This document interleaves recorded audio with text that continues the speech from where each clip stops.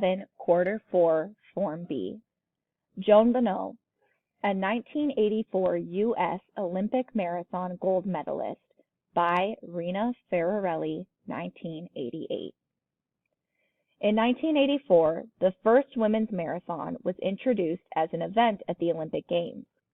Joan Bonneau became the first ever women's Olympic marathon champion.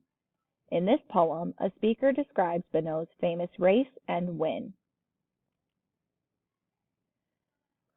During the 3rd mile, not the 18th as expected, she surged ahead, leaving behind the press of bodies, the breath hot on her back, and set a pace the experts claimed she couldn't possibly keep to the end.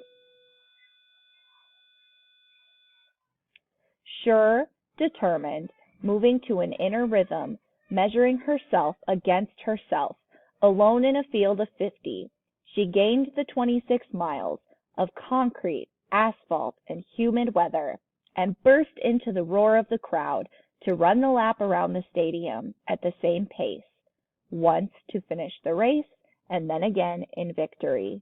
And she was still fresh, and not even out of breath, and standing.